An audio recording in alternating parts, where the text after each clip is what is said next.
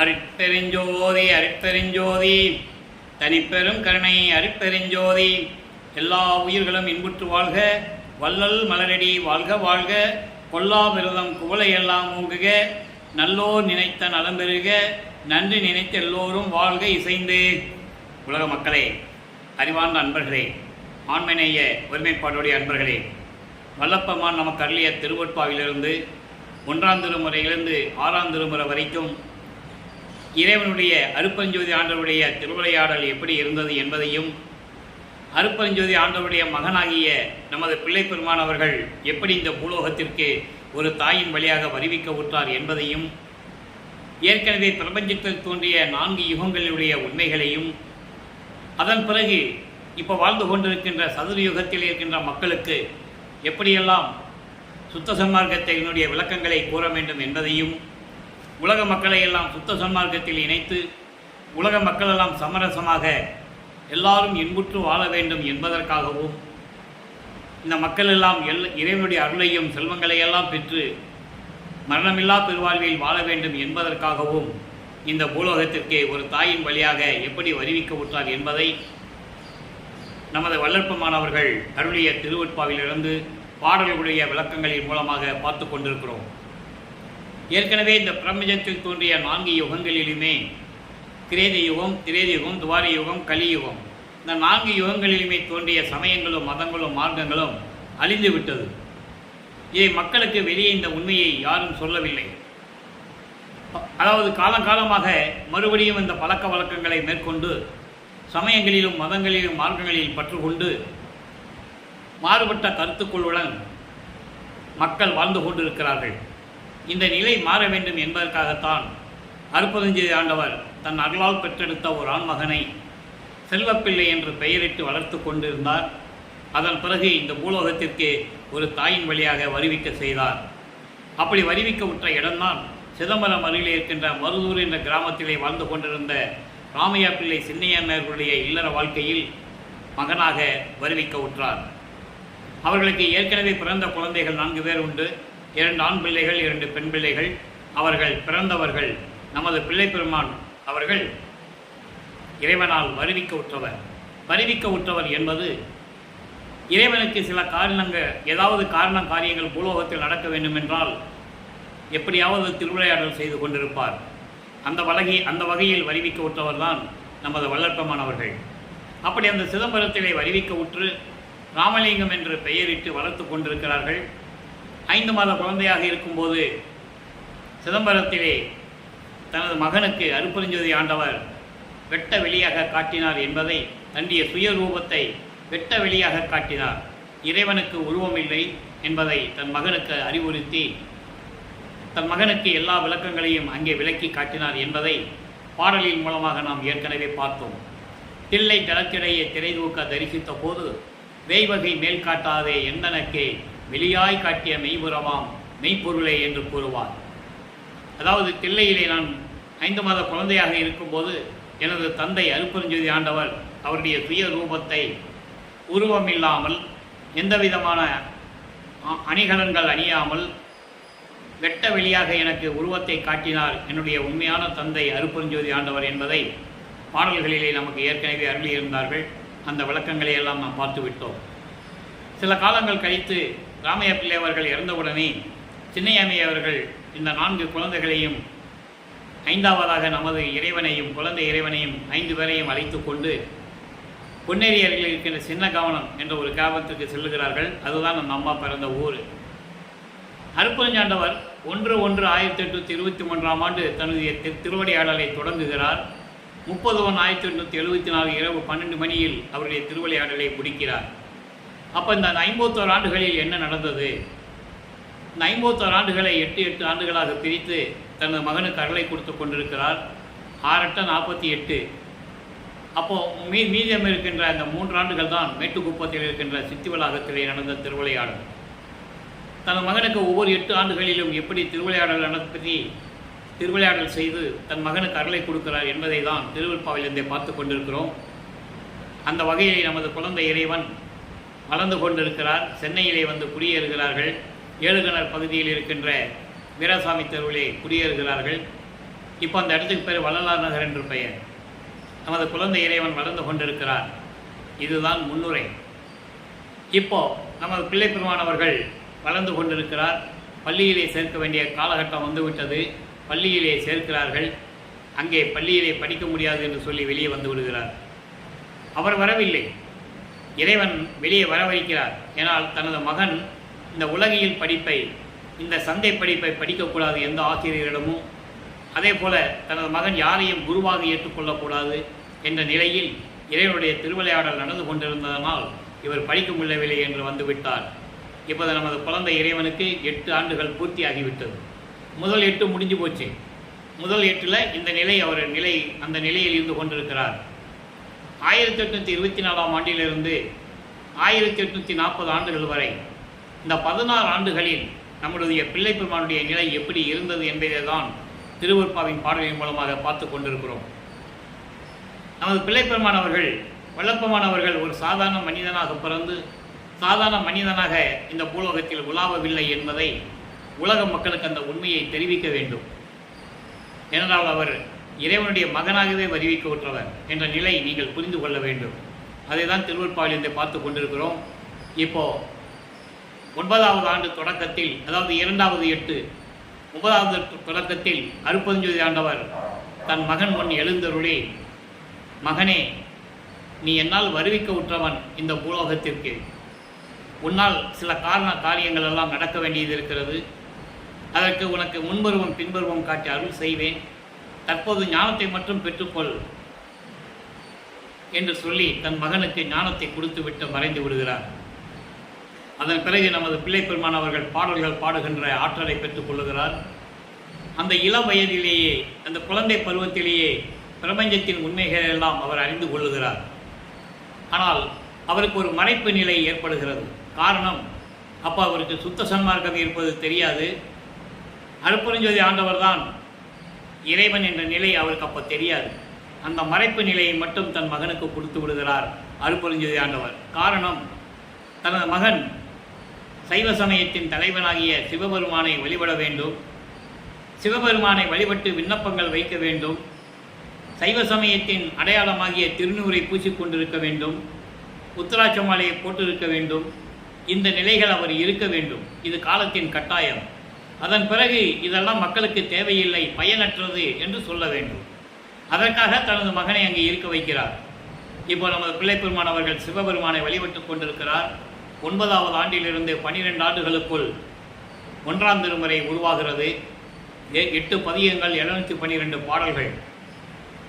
ஏற்கனவே நாம் திருவருள் முறையீடு, வடிவுடை மாணிக்கமாலை பாடல்களின் மூலமாக அருட்பெருஞ்சானுடைய திருவிளையாடல் எப்படியெல்லாம் நடந்தது என்பதை 400 பதிவுகளில் 400 வீடியோ நம்ம போட்டிருக்கோம். நீங்கள் யூடியூப்பில் பார்த்துக்கலாம்.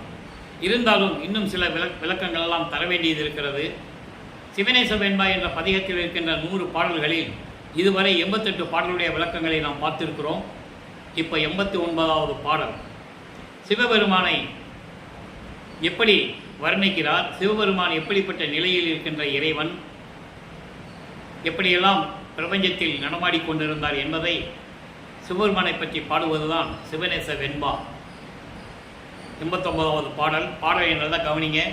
இப்போ பிள்ளை பெருமானவர்கள் 9வது ஆண்டிலிருந்து 12 ஆண்டுகளுக்குள் அந்த பருவத்தில் இருக்கும்போது சிவபெருமானை எப்படி வழிபடுகிறார், சிவபெருமானை எப்படி உருவகப்படுத்துகிறார்.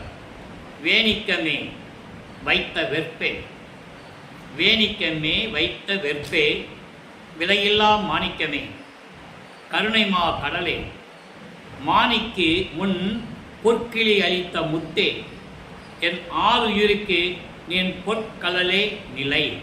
பாடம். அதாவது அந்த காலகட்டங்களில் சைவ சமயத்தில் இருந்து வருவிக்க உற்றதனால் சிவபெருமானை ஏற்றுக்கொண்டு வழிபட்டு கொண்டிருக்கிறார். அப்போ சிவபெருமானிடம் கூறுகிறார், நான் இந்த பூலோகத்திற்கு வரிவு கூட்டுறதிலிருந்து நான் படுகின்ற துன்பங்கள், துயரங்கள் உனக்கு தெரியும். சடைமுடை அணிந்த இமயமலைய தலைவனே, வெற்பை என்பது மலை, இமயமலை. வேணிக்கமை என்பது பின்னிய சடைவுடைய இமயமலையுடைய தலைவனே, விலையில்லா மாணிக்கமே, கருணைமா கடலே. நல்லா கவனிக்கணும். இப்போ சிவபெருமான் தான் இறைவன் சொல்லிட்டு இருப்பார். 33 ஆண்டுகள் கழித்து தன் தந்தையிடம் அருட்பெருஞ்சாண்டவர் சுத்த சன்மார்க்கத்தை பெற்ற பிறகு அருட்பெருஞ்சோதி ஆண்டவர் தான் இறைவன் என்று கூறுவார். அந்த நிலையை நாம் பார்த்து கொண்டிருக்கிறோம். அப்போ கருணை மா கடலே, மாணிக்கு முன் பொற்கிளி அளித்த முத்தே. மதுரையிலே ஒரு திருவிளையாடலை குறிப்பிடுவார், சிவபெருமானுடைய திருவிளையாடலை.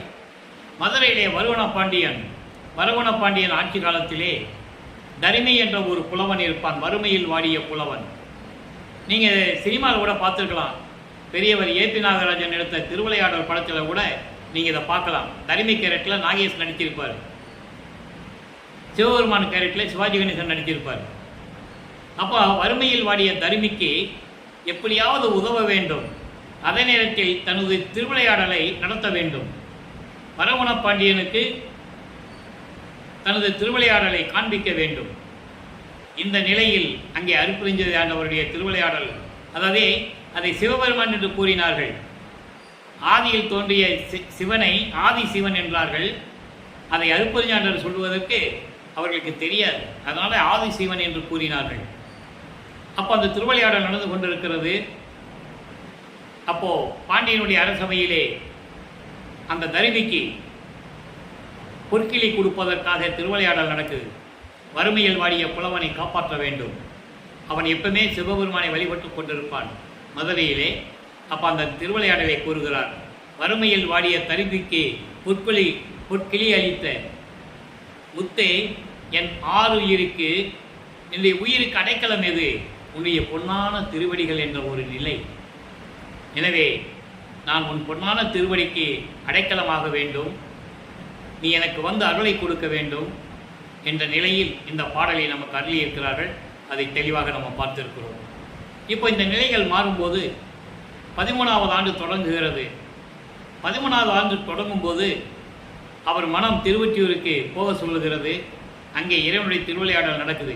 இவருக்கு தெரியாது, பாவம், இவர் குழந்தை பருவத்தில் இருந்து கொண்டிருக்கிறார். இறைவனுடைய திருவிளையாடல் இப்படியெல்லாம் நடக்குன்னு அவருக்கு தெரியாது. அது நடக்குது.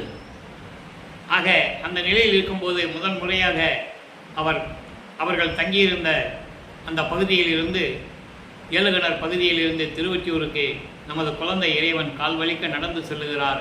திருவொற்றியூருக்கு சென்று தியாகராஜ பெருமானை வழிபடுகிறார். அங்கே இருக்கிற சிவபெருமான் பேரு தியாகராஜன். அவருக்கு எந்த விதமான முன்னேற்றம் கிடைக்கவில்லை. அதன் பிறகு திருமுல்லை வாயில் செல்கிறார். அங்கே இருக்கிற சிவபெருமானுடைய பெயர் மாசிலாமணி. என்று மன உருகி பாடுவார். அருள் கிடைக்கவில்லை. அதன் பிறகு திருவில்லித்தாயம் வருவார்.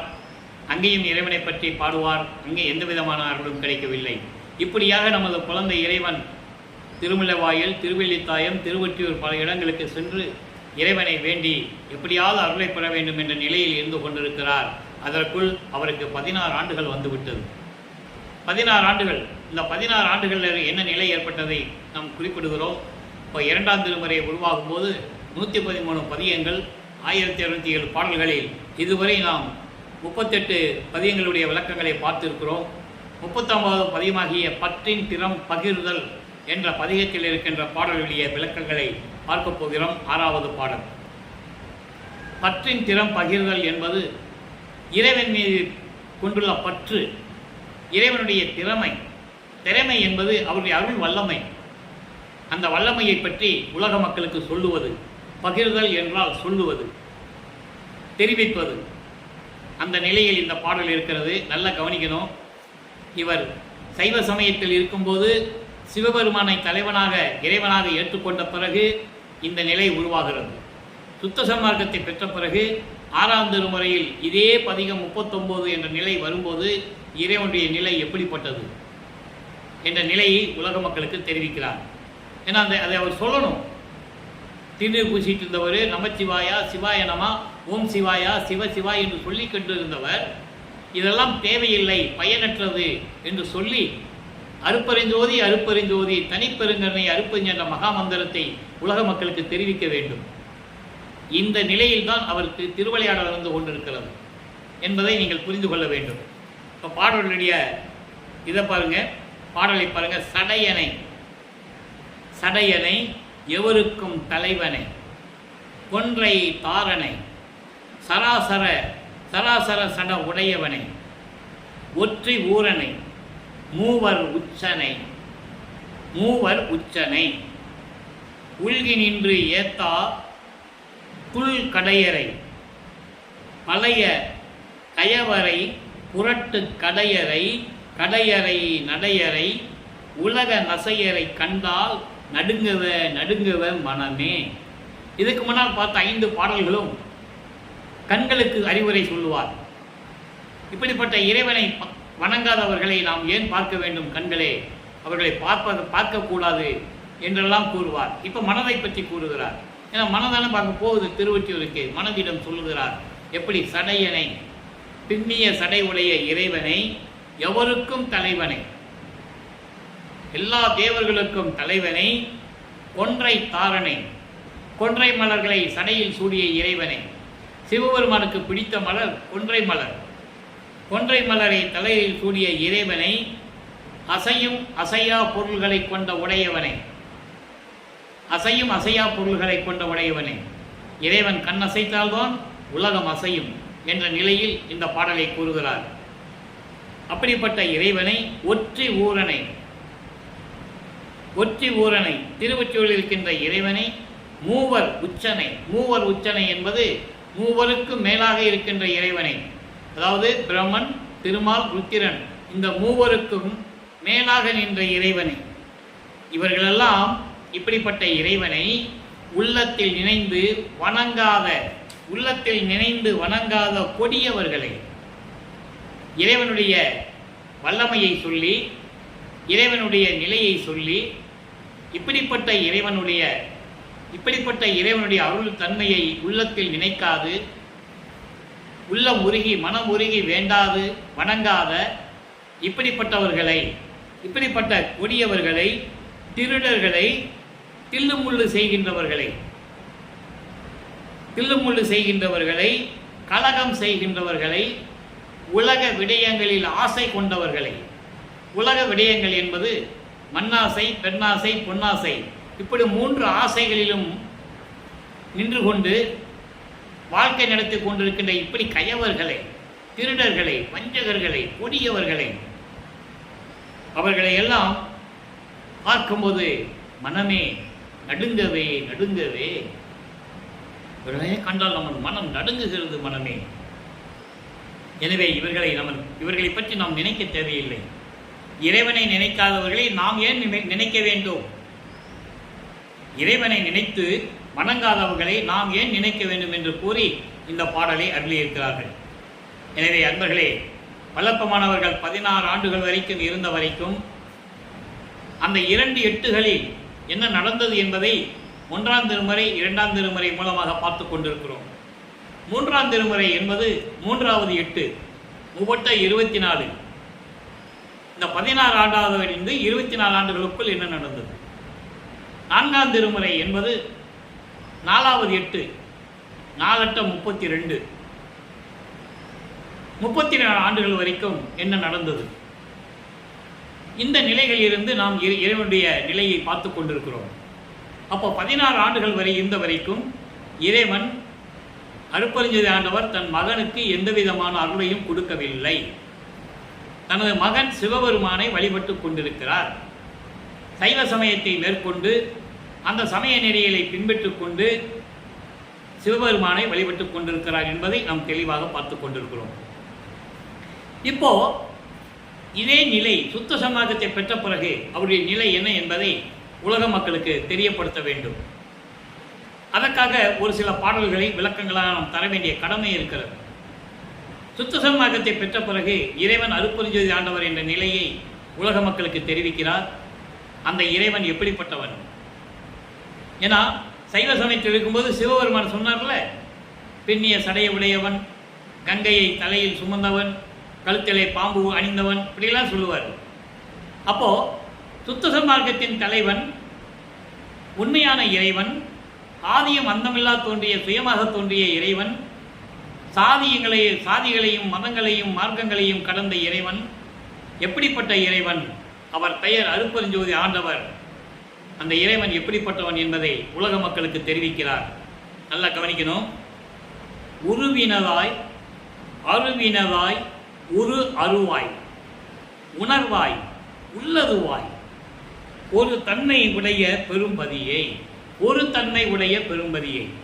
அதாவது உருவினதாய், உருவினதாய் என்பது உருவமாகவும் அருவமாகவும் ஒரு அருவமாகவும் உணர்வுபூர்வமாகவும் இயற்கை உண்மையின் விளக்கமாகவும் தனி பெரும்பதியாகவும் இருக்கின்ற இறைவன். ஏன் உருவமாகவும் அருவமாகவும் சொல்லுகிறார் என்றால், இறைவனுடைய திருவிளையாடல் நடக்கும்போது பல உருவங்களிலே வருவார். அதே நேரத்தில் அருவமாக இருந்து கொண்டு திருவிளையாடல் செய்து கொண்டிருப்பார். ஒரு அருவமாகவும் இருப்பார். ஒளி வடிவில் தீபம், தீபம் கண்களுக்கு பார்க்கிறதுக்கு ஒரு உருவம் தெரியுதுல்ல, தீபம், ஒளி தீபம் ஒரு உருவம் தெரியுது, ஆனால் உடல் தெரியாது. அது அருவம். நல்லா கவனிக்கணும். உருவம் அருவம் என்பது அதுதான். உருவம் என்பது அந்த தீப ஒளி, அது நம் கண்களுக்கு புலப்படுது இல்லையா? ஆனால் அருவம் என்பது அவருடைய சுய ரூபம் தெரியாது. ஆக உருவ அருவமாகவும் உணர்வுபூர்வமாகவும் தீபத்தை பார்த்த உடனே நமக்கு ஒரு உணர்வு வருது. தீபத்தை பார்த்த உடனே அருட்பெருஞ்சோதி ஆண்டவர் என்ற ஒரு உணர்வு வருது. மனதிலே ஒரு மகிழ்ச்சி பொங்குகிறது. அந்த நிலையிலும் இயற்கையின் விளக்க கடவுளாகவும் ஒரு தனி பெரும்பதியாகவும், தனி பெரும்பதி என்பது யாருக்கும் நிகரில்லாத, எந்த தேவர்களுக்கும் பதத்தலைவர்களாகிய பிரம்மன், திருமால், ருத்திரன், மகேஸ்வரன், சதாசிவம் போன்றவர்களுக்கும், இந்திரலோகத்தினுடைய தலைவனாகிய இந்திரனுக்கும், இவர்களுக்கெல்லாம் நிகரில்லாத இறைவன், யாருக்கும் ஒப்பற்ற நிகரில்லாத இறைவன். அப்படிப்பட்ட இறைவனாகவும் இருக்கின்ற அருட்பெருஞ்சோதி ஆண்டவர் எப்படி இங்கே வருகிறார் மகனை பார்க்க? அதை அவர் சொல்லணும்ல. ஏன்னா சைவ சமயத்தில் இருக்க வரைக்கும் அவருக்கு எந்த விதமான அருள் கிடைக்கல. அப்போ சுத்த சமூகத்தை பெற்ற அருளை உலக மக்களுக்கு சொல்ல வேண்டும். அடுத்து சொல்றார் பாருங்க, எப்படிப்பட்ட இறைவன். அப்படி இருக்கின்ற இறைவன் உருவமாகவும் அருவமாகவும் உரு அருவமாகவும் உணர்வு பூர்வமாகவும் இயற்கை உண்மையின் விளக்கத்தின் அடிப்படையாகவும் ஒரு தனி பெரும்பதியாகவும் அப்படிப்பட்ட இருக்கின்ற இறைவன் மருவிய வேதாந்த முதல் வகுத்திடும் கலாந்த வரை அதன் மேல் அருள்வெளியில் வயங்கிய மேடையிலே. அதாவது உலகத்தில் சொல்லப்பட்ட வேதாந்தம் முதல் காலாந்தம் வரை 6 அந்தங்கள், வேதாந்தம், சித்தாந்தம், நாதாந்தம், யோகாந்தம், போதாந்தம், கலாந்தம், 6 அந்தங்கள். இந்த 6 அந்தங்களுடைய விளக்கங்களுக்கு மேலாகவும், ஏன்னா சமயங்களிலும் இந்த உண்டு, அந்தங்கள் உண்டு. சுத்த சன்மார்க்கத்தில் சொல்லும்போது சுத்தம் என்ற ஒரு வார்த்தையை முன்னால் போடுவார். சுத்த வேதாந்தம், சுத்த கலாந்தம், சுத்த சித்தாந்தம், சுத்த போதாந்தம், சுத்த யோகாந்தம் அப்படின்னு ஒரு சுத்தம் என்ற ஒரு வார்த்தையை மேலே போடுவார். ஆக இப்படி 6 அந்தங்களும் அதற்கு மேல் விளங்கி கொண்டிருக்கின்ற அருள்வெளியில் வயங்கிய மேடை. அருள்வெளி என்பது வெட்ட வெளி, அதுதான் 16வது நிலை.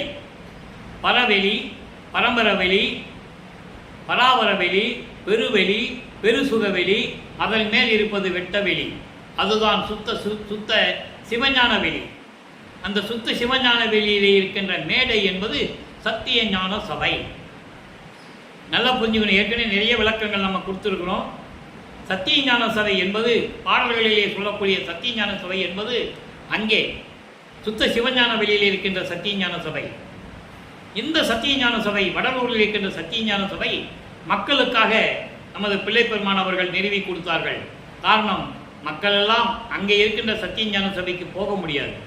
இவர் போயிட்டு வந்துடுவார், நினைச்சா அங்கே போயிடுவார், நினைச்சா இங்கே பூலோகத்துக்கு வருவார். அந்த சத்திய ஞான சபை தான் மேடைன்னு சொல்றாரு.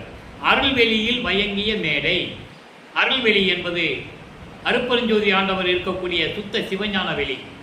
அந்த சுத்த சிவஞான வெளியிலே இருக்கின்ற சத்திய ஞான சபையிலே விளங்கி கொண்டு அருளோடு அமர்ந்து அருளும் திருவுறவே என்று சொல்லுகிறார். திருவுறவு என்பது அருளோடு, அருளோடு அமர்ந்து விளங்கும் திருவடிகள் பெயர்த்து. அப்படிப்பட்ட திருவடிகள் பூலோகத்திற்கு இந்த மகனை பார்ப்பதற்காக நடந்து வரும்போது அவருடைய திருவடிகள் சிவந்து விட்டது. தந்தையினுடைய வருகையை கூறுகிறார். மகனை பார்க்கிறதுக்கு அவர் அங்கு பூலோகத்திற்கு வருகிறார். அந்த நிலையை கூறுகிறார். இறைவன் எப்படிப்பட்டவன், எப்படி சத்தியஞான சபையிலே இருந்து கொண்டிருக்கின்ற இறைவன், அப்படிப்பட்ட இறைவனுடைய திருவடிகள் இந்த மகனை பார்ப்பதற்காக சிறியேன் கண் அடைந்தருளி திருவனைத்தம் கொடுத்தாய். இறைவன் மகனுக்கு கொடுத்த அருளை சொல்லுகிறார். இந்த பிரபஞ்சத்தின் உண்மைகளை வள்ளற்பமானுடைய இந்த அருள் வல்லமைகளை இந்த உலகிற்கு எடுத்து சொன்னது யார் என்றால் ஒருவர் கூட கிடையாது. ஏனென்றால் பிள்ளைப்பெருமானவர்கள் இந்த பூலோகத்துக்கு வருகை விட்டு 203 ஆண்டு ஆகியும் கூட 203 ஆண்டுகள் முடிவடைந்து விட்டது. அவருடைய நிலையை யார் கூறியது? பொதுப்படையாக பேசினார்கள். மருதூரிலே ராமையா பிள்ளைக்கும் சின்னியம்மையருக்கும் 5வது மகனாக பிறந்தார். முதல் அவரை பிறந்தார் என்று சொல்லக்கூடாது. பிறந்தார் என்றோ அவதரித்தார் என்றோ சொல்லவே கூடாது. பிறந்தவர்களும் அவதரித்தவரும் இறக்கக்கூடியவர்கள். அடுத்த பிறவிக்கு போகணும்னா இவர் இறக்கணும், அதான் அவதாரம். ஆனால் வருவிக்க உற்றவர் அப்படி அல்ல. அவர் இறைவனுடைய மகனாகவே வருவிக்க உற்றவர், ஒவ்வொரு யுகத்திலேயும் இருந்தவர். திருவருட்பாவிலே அத்தனை ஆதாரங்களும் உண்மைகளும் உண்டு. ஊழி தோறும் ஊழி உளப்புறாது ஓங்கி வாலி என்று எனக்கு வாய்த்த நன்னிதியே. மகனுக்கு பிரபஞ்சம் தோன்றிய அப்பவே சொல்லிட்டாராம், நீ ஒவ்வொரு யுகத்திலே நீ இருப்ப மகனே என்று அப்பவே சொல்லிட்டாராம். அப்போ ஒவ்வொரு யுகத்திலேயும் பிள்ளைப்பெருமானவர்கள் தன் தந்தை அருட்பெருஞ்சோதி ஆண்டவரோடு இருந்தவர். இன்னொரு பாடல்ல சொல்லுவாரு, ஊழி தோறி ஊழி உளவினும் அழியா உடம்பை அழித்தனன். நான் ஒவ்வொரு யுகத்தில் இருந்தேன், எனக்கு அழிவு கிடையாது, இந்த உடம்புக்கு அழிவு கிடையாது என்று சொல்லுகிறார். அதனால்தான் சுத்த சன்மார்க்கத்தை பெற்ற பிறகு உலக மக்களுக்கு மரணமில்லா பெருவாழ்வு என்ற ஒரு நிலையை விளக்கி கூறுகிறார். சுத்த சன்மார்க்கத்துக்கு வந்தால் உனக்கு மரணம் இல்லை என்று கூறுகிறார். மறுபிறவி இல்லை, இந்த பிறப்பு இறப்பு என்ற அவத்தை இல்லை என்று கூறுகிறார். அதனால்தான் உலக மக்களை எல்லாம் சுத்த சன்மார்க்கத்துக்கு கூப்பிடுறார். இறுதி காலகட்டங்களில் உங்களுக்கு பிறவி தேவையில்லை, இறைவனுடைய திருவடியே போதும், மரணமில்லா பெருவாழ்வு உங்களுக்கு இருக்குது, வாங்க சுத்த சன்மார்க்கத்துக்கு கூப்பிடுறாரு. அப்படிப்பட்ட இறைவன் எனக்கு வந்து அடைந்து என்னை அடைந்து அருளி கால்வலிக்க சிவந்து வந்து என்னை வந்து அடைந்து அருளி திரு அனைத்தையும் அள்ளி கொடுத்தாய். திரு அனைத்தும் என்பது எல்லா அருள்களையும் எல்லா அருள் வல்லமைகளையும் எனக்கு கொடுத்தாய். ஏமசித்தி, சாகா கல்வி, தத்துவங்களை நிகரம் செய்தல். நிகரம் செய்தல் என்பது தத்துவங்களை கடப்பது. 36 தத்துவங்கள், 60 தத்துவிகள் எல்லாவற்றையும் கடப்பது. அதன் பிறகுதான் கடவுள் நிலை அறிந்து அம்மையமாகக்கூடிய நிலை. இப்படி கடவுள் நிலைகளையெல்லாம் எனக்கு கொடுத்து எனக்கு அருளியே என் தந்தையே என்று கூறுகிறார். என்னை அடைந்து அருளி திருவனைத்தும் கொடுத்தாய் என்று கூறுகிறார். அதன் பிறகு சொல்லுகிறார், குருவே என் அரசே. இந்த குருவே என்ற வார்த்தை தான் நான் ஏற்கனவே ஒவ்வொரு நாளும் முன்னுரையிலே கூறும்போது, தனது மகன் இந்த பூலோகத்தில் யாரையும் குருவாக ஏற்றுக்கொள்ளக்கூடாது என்ற நிலையில் தான் திருவிளையாடல் நடந்து கொண்டிருக்கும். இப்போ தந்தையை குரு என்று சொல்லுகிறார். தந்தையைத்தான் குருவாக ஏற்றுக்கொள்ளுகிறார். வல்லப்பெருமானுக்கு இந்த பூலோகத்தில் மட்டுமல்ல, இந்த பிரபஞ்சத்தில் யாருக்குமே அவருக்கு குரு கிடையாது. எல்லாருக்கும் குரு உண்டு. முனிவர்களுக்கும் சரி, ரிஷிகளுக்கும் சரி, சித்தர்கள், முனிவர்கள், சக்திகள், சத்தர்கள் யாராக இருந்தாலும் சரி, அவங்களுக்கு குரு உண்டு. பஞ்சபாண்டவர்கள் இருந்தாலும் சரி, கௌரவர்கள் இருந்தாலும் சரி, எல்லாருக்கும் குரு உண்டு. நமது பிள்ளை பெருமானவருக்கு குரு கிடையாது, அவருக்கு தந்தை தான் குரு. அதனால சொல்லுகிறார், குருவே என் அரசே. இது அமையாதோ?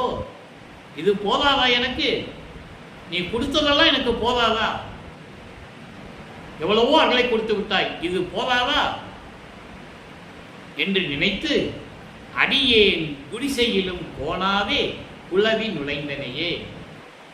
இந்த அடியனுடைய குடிசையிலும் மனம் கோணாமல் உள்ளம் மகிழ்ந்து உவந்து என் உள்ளந்து மகிழ்ந்து என்னுடைய குடிசையில் நுழைந்தனையே, என் உள்ளத்திலும் நுழைந்தனையே. உள்ளத்தை இது கூட குடிசைன்னு தான் சொல்லுவார். அவர் இருக்கின்ற இடம் குடிசை, உள்ளத்திலையும் குடிசைன்னு சொல்லுவார். ஆக உள்ளத்திலும் குடிசையிலும் மனம் கோணாமல் இந்த மகனை கால் வலிக்க நடந்து வந்து, எங்கே விண்ணுலகத்திலிருந்து பூலோகத்துக்கு வந்து கால் வளர்ந்து நடந்து வந்து, கால் வலிக்க கால் சிவக்க நடந்து வந்து இந்த மகனை அடைந்தருளி எல்லா அருளையும் கொடுத்தாய். இதெல்லாம் போதாது என்று சொல்லிதான் என் தந்தை என் உள்ளம் என்னும் குடிசையிலும் நான் இருக்கும் குடிசையில் மனம் போனாமல் மகிழ்ந்து நுழைந்தார் என்று கூறுகிறார்.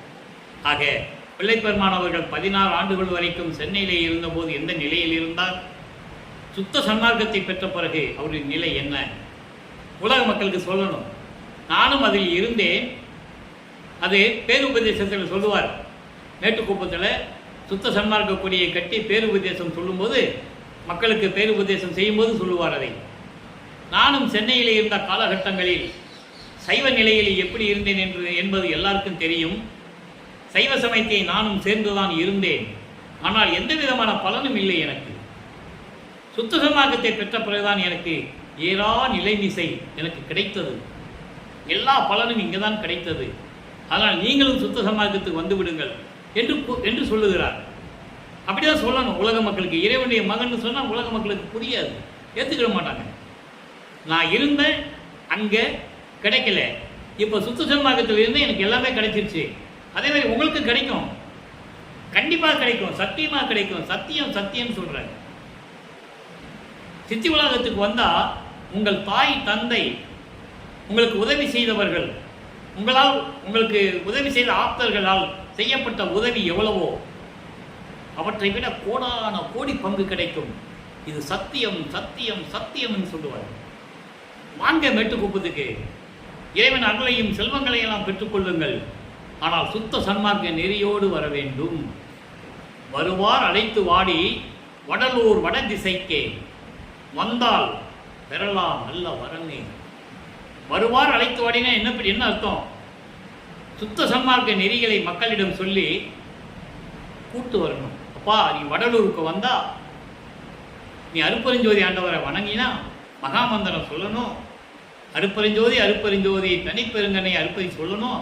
அதோடு மட்டுமல்ல, நீ அசைவ உணவுகளை, மாமிச உணவுகளை சாப்பிடக்கூடாது. எந்த உயிரையும் நீ கொல்லணும் கூட நினைக்கக்கூடாது, கொல்லக்கூடாது. மனதறிந்து இறைவன் ஒருவனே என்ற நிலையை ஏற்றுக்கொள்ள வேண்டும். அந்த இறைவனுக்கு உருவம் கிடையாது, அபிஷேகம் கிடையாது, ஆராதனை கிடையாது, பூ போட்டு எல்லாம் கிடையாது. அப்படிப்பட்ட இறைவன் வடலூரில் இருக்கிறாரு. நம்ம போனோம்னா இறைவன்கிட்ட எல்லா அருளையும் வாங்கிக்கலாம் அப்படின்னு சொல்லி கூப்பிட்டு வரணும். அதுக்கு தான் வருவார் அழைத்து வாடின்னு சொன்னார். நீங்கள் எல்லாரும் வாங்க, கும்பலாக வாங்க அப்படிலாம் அவர் சொல்லலை. வர்றவங்களை சொல்லி கூப்பிட்டு வரணும். அவனுக்கு மனம் இல்லையா, விட்டுணும். அவனை கூப்பிட்டு வரக்கூடாது. அது அவனுடைய தனிப்பட்ட சுதந்திரம். நான் இப்படி தான் இருப்பேன்னு சொன்னால், நான் முருகனையும் பிள்ளையாரையும் சிதம்பரத்தில் இருக்கிற நடராஜனையும் தான் கும்பிடுவேன் அப்படின்னு சொன்னால் அது அவனுடைய சுதந்திரம். சமயத்தை சார்ந்தவன், சைவ சமயத்தை சார்ந்தவன் சொல்லுவான், விட்டுணும். வருவார் அழைத்து வாடி, நீ சொல்லணும், நான் அவன் மனசை திருத்துவேன். அதான் வருவார்னு சொல்கிறேன். உன்னுடைய கடமை என்ன? சுத்த சன்மார்க்கத்தினுடைய சாதுக்களுடைய கடமை என்ன? இறைவனை பற்றி சொல்ல வேண்டும். நீ சொன்னீங்கன்னா அவன் ஏற்றுக்கிட்டா கூட இறைவன் அவர் மனதை மாற்றுவார். கண்டிப்பாக வருவான். அவன் கூட வருவார் அழைத்து வாடி, அப்படிப்பட்டவனை நீ கூப்பிட்டு வான்னு சொல்றாரு. இந்த விளக்கத்தையே உலக மக்கள்கிட்ட யாரும் சொல்லலை. சின்ன விளக்கம்.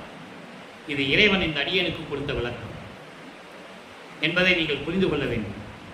சும்மா எல்லாரையும் கூப்பிட்டு போய் எல்லாருக்கும் ஒரு 10 பேரை கூப்பிட்டு வாங்கப்பா வடலூருக்கு போகலாம் அப்படின்னு கூப்பிட்டு வரக்கூடாது. அந்த 10 பேர்கிட்ட சொல்லணும். அருப்பஞ்சாண்டவர் யாரு, எப்படிப்பட்டவர், சத்தியஞான சபைக்கு வந்தால் எப்படி வரணும், கொலையும் தவிர்த்து இருக்க வேண்டும். கொலையும் தல்லாரை தல்வானை பாட்டு இருக்கு. கொல்லாவிரதம் தம்மை கொண்டார் தம்மை அல்லானை. கொல்லாவிரதத்தை மேற்கொண்டவனை இறைவன் தள்ளிவிட மாட்டான். அவன் கேட்கிறதெல்லாம் கொடுத்துருவான். கொலையும் தல்லாரை தல்வானை இறைவன் வரமாட்டான். அந்த உண்மையை மக்களுக்கு சொல்லணும். தேவையில்லை, எல்லாருமே வடலூருக்கு வரணும்னு அவசியமே இல்லை. வந்த அருள் கிடைக்காதே. உத்தரஞான சிதம்பரம் மாலையில் சொல்றாரு, சுத்த சன்மார்க்கத்திலிருந்து நீ இறைவனை வணங்கு, நீ அருளை கொடுன்னு மகன்கிட்ட அருட்பெருஞ்சாண்டவர் சொல்றாரு. சுத்த சன்மார்க்கத்திலிருந்து வந்து உன்னை வணங்க, எனக்கு வணங்கினா கொடுத்துருப்பா, என்ன கேட்க வேண்டாம்னு சொல்றாரு. மற்றவங்களை நீ ஒதுக்கிடு, நான் பார்த்துக்கிறேன் அவங்கள அப்படின்னு சொல்றேன். அப்போ சுத்த சன்மார்க்கத்தில் இருந்துட்டு தான் நீங்க வடலூர் வரணும், இறைவனை வணங்க வேண்டும். இருக்கிற இடத்துல நீ தெய்வத்தை வச்சு வணங்கினா கூட இறைவன் ஒருவனே என்ற நிலையில் இருக்க வேண்டும். உருவ வழிபாடை தவிர்க்க வேண்டும், கொலையும் புலையும் தவிர்க்க வேண்டும். இதுதான் சுத்த சன்மார்க்க நெறி. அதை தான் சொல்றாரு. அப்படிப்பட்ட இறைவன் என் குடிசையினிலும் கோணாமல் குலவி நுழைந்தான் என்று கூறுகிறார். இப்போ இந்த நிலையை தனக்கு எல்லாரையும் கொடுத்தாருன்னு சொல்றாருல்ல, திரு அனைத்தையும் கொடுத்தாயின்னு சொல்றாரு. அதை அருட்பெருஞ்சோதி அகலிலே ஒரு 2 நிறைய பாடல்கள் உண்டு. 6ஆம் திருமுறையிலே ஒரு 2 பாடல் மட்டும் எடுத்து கூறி விளக்கத்தை முடிக்கலாம் என்று நான் கருதுகிறேன். எல்லாம் வல்ல சித்து எனக்கு அளித்து, அதெல்லாம் இந்த பாடலில் சொல்றாரு. திரு அனைத்தையும் கொடுத்தாய். திரு என்பது எல்லா அருளும். எல்லா வல்ல சித்து எனக்கு அளித்து, அப்போ எல்லாவற்றையும் மகனுக்கு கொடுத்துட்டாரு. எல்லா வல்ல சித்து எனக்கு அளித்து, எனக்கு உனை அல்லாது இல்லை என்னும் அருட்பெருஞ்சோதி. அப்பனும் பிள்ளை ஒண்ணுதான், வேறு வேறு இல்லை. நீ இல்லாமல் நான் இல்லை, நான் இல்லாமல் நீ இல்லை. எனக்கு உனை அல்லாது இல்லை என்னும் அருட்பெருஞ்சோதி. அப்பா மகன்கிட்ட சொல்றாரா, மகனே நீ இல்லாம எனக்கு யார் இருக்கா? எனக்கு நீ இல்லாம எனக்கு யார் இருக்கா என்று சொல்லி எல்லா அருளையும் எனக்கு கொடுத்தார் என் தந்தை அருட்பெருஞ்சோதி. அது ஒரு விளக்கம் வச்சா, அடுத்த ஒரு விளக்கம் பாருங்க. மூவரும் தேவரும் முத்தரும் சித்தரும் யாவரும் பெற்றிடா இயல் என கழித்தனை. முதல்ல எல்லா அருளையும் எனக்கு கொடுத்துட்டாருன்னு சொல்லிட்டாரு. அப்ப இந்த விண்ணுலகத்தில் இருந்த தேவர்களெல்லாம் எப்படிப்பட்டவர்கள்? இவருக்கு கீழ் பணி செய்து கொண்டிருக்கிறார்கள். வல்லற்பமான தினமும் வணங்கணும். எங்க சித்தி வளாகத்தில் பாடல் உண்டு. சித்தி வளாகத்தில் எப்படி சாரசாரையா வராங்க, எப்படி யானை மேல வந்து வல்லற்பமான வணங்குறான்றது பாடல் உண்டு அருட்பாவில். மக்கள்கிட்ட யார் சொன்னது? யார் சொல்லலையே. சொன்னாதானே அவர் இறைவன் என்ன தெரியும். வந்தாரு, போனாரு, ரூமுக்குள்ள போனாரு, கதவை சாத்தினாரு, பூட்டினாரு, மறைஞ்சிட்டாருன்னு சொல்லிடுறது. மறைஞ்சிட்டாருன்னு சொன்னாலே அங்க சந்தேகம் வரக்கூடிய கேள்விகள்லாம் இருக்கு. எப்படி மறைஞ்சாரு? போய் சொல்றாங்களா? இப்படியெல்லாம் நிறைய நிலைகள் எல்லாம் உலக நடையிலே இருந்து கொண்டு இருந்தன. அப்படி கிடையாது. மகனோடு இறைவன் 2 கலந்து கொள்ளுகிறார். அதனுடைய காரணம், தான் பிரிந்த சக்தியோடு மீண்டும் கூடுகிறார். தன்னுடைய சக்தியில் ஒரு மகனாக உருவாக்கி இந்த பூலோகத்திற்கு உலாவ விட்டு 51 ஆண்டுகள் உலக மக்களிடையே உலாவ விட்டு சுத்த சன்மார்க்கத்தை உலக மக்கள் எல்லாம் விலக்கி சொல்ல பின்ன பிறகு தன் மகனோடு 2 கலந்து கொள்ளுகிறார். ஏன்னா மகனுக்கு 5 தொழிலை கொடுக்கணும். அப்போ அவர் மனிதனாக உலகத்தில் நடமாட முடியாது, இறைவனாயிரணும், அருட்பெருஞ்சோதி ஆண்டியிரணும். அதனால் பிரிந்த சக்தியோடு திரும்பி அவர் அழைத்து கூடிக்கொண்டு அருட்பெருஞ்சோதி ஆண்டவராகிறார். இதுதான் கான்செப்ட். 51 ஆண்டுகள் நடந்த கான்செப்ட், நிகழ்வுகள் இதான். அதை உலக மக்களுக்கு விலக்கி சொல்லணும். இப்போ இன்னொரு பாடல் பாருங்க. அதான் மூவரும் தேவரும் முத்தரும் சித்தரும் யாவரும் பெற்றிடா இயல் என கழித்தனை. பிரம்மன், திருமால், ருத்திரன் யாராக இருந்தாலும் சரி, மகேஸ்வரன், சதாசிவம், இந்திரன் யாராக இருந்தாலும் சரி, முனிவர்களும் சரி, ரிஷிகளும் சரி, சித்தர்களும் சரி, யாராக இருந்தாலும் சரி, முத்தர்களும் சரி, யாருக்கும் கிடைக்காத எல்லா அருளையும் எனக்கு கொடுத்தாய். யாவரும் பெற்றிடாய் இயல் எனக்கு அளித்தனை. யாருக்கும் கிடைக்காதது. ஏனென்றால் அவர்கள் கர்ம சித்தி யோக சித்தியோடு சென்றவர்கள். ஞான சித்திக்கு யாருமே வரல என்பதை திருவந்தியாரில் சொல்லுவார். 10வது பாடல் 64வது பதியத்தில் சொல்லுவார். முத்தியை பெற்றேன், அம்முத்தியினால் ஞான சித்தியை உற்றேன் என்று உந்திப்பெற, சித்தேன் ஆனேன் என்று உந்திப்பெற உலக மக்களுக்கு சொல்றாரு. நான் கடவுளாயிட்டேன்னு சொல்றாரு. எல்லாருமே முத்தி நிலையோடு நின்றுட்டாங்க. நான் அதுக்கு பிறகு போனேன், சித்தியை பெற்றுக்கொண்டேன், ஞான சித்தியை, கடவுளாயிட்டேன்னு சொல்றாரு. அவர் கடவுளாயிட்டேன்னு சொல்றாரு. ஆனா அவரை பத்தி பேசும்போது அவரை துறவின்னு சொல்றாங்க. எப்படி அது?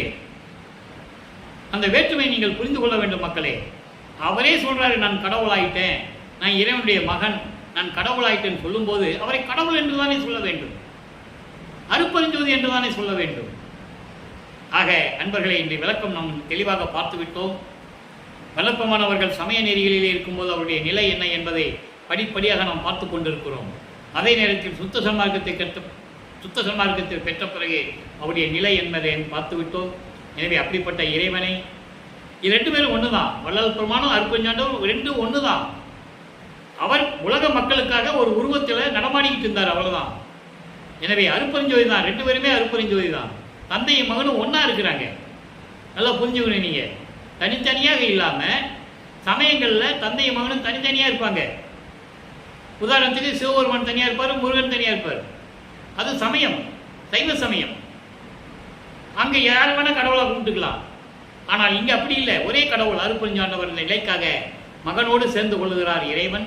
எனவே அப்படிப்பட்ட இறைவனை மகாமந்திரம் சொல்லி அருட்பெருஞ்சோதி அருட்பெருஞ்சோதி தனிப்பெருங்கனை அருட்பெருஞ்சோதி என்ற மகாமந்திரத்தை கூறி இறைவனுடைய அருள்களையும் செல்வங்களையெல்லாம் நீங்கள் பெற்று இந்த வையகத்திலே வாழ்வாங்கு வாழ வேண்டும் என்ற நிலையில் தயவோடையும் கருணையோடையும் வள்ளற்பெருமானுடைய எனது தந்தையின் ஆசி பெற்ற இந்த வள்ளலார் ஊழியன் உங்களை வாழ்த்தி வணங்கி விடைபெறுகிறேன். நன்றி, வணக்கம். அருட்பெருஞ்சோதி அருட்பெருஞ்சோதி தனிப்பெரும் கருணை அருட்பெருஞ்சோதி. இறைவனுடைய திருவிளையாடல்களும் இறைவனுடைய அருள் வல்லமைகளையும் தினமும் பார்த்து இறைவன் அருளை பெற்றுக் கொள்ளுங்கள்.